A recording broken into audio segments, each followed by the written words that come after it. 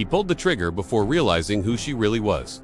The world went silent, just the high-pitched ring in his ears and the slow emotion fall of her body. His partner was shouting, something about suspect down, but the words were just noise. All he could see was her face, contorted not in fear, but in recognition. Disappointment. It had all happened so fast. A call about an armed robbery, a description matching her dark hoodie, jeans, a chase through the rain-slicked alley. She'd turned, her hand reaching into her pocket. His training took over. Brett neutralized his own hand, slick with rain, squeezed the cold metal. One shot, one perfect, terrible shot. As he moved closer, the rain washing over her, his breath hitched. The hoodie had fallen back. Her hair, a cascade of familiar braids, fanned out on the wet asphalt.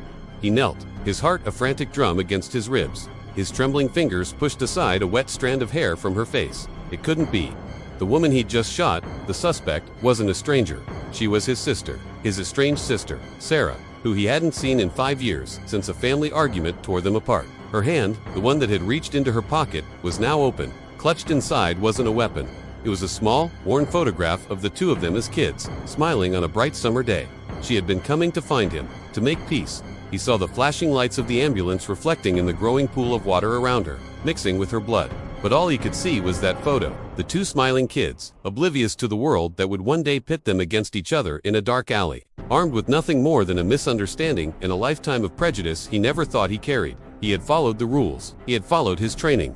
But standing there, over the body of his own sister, he understood.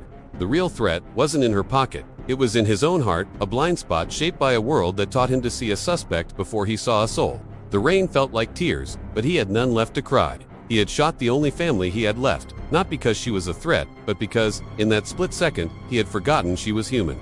He had forgotten she was his. If you found this story impactful, please consider subscribing for more content that makes you think. Thank you for watching.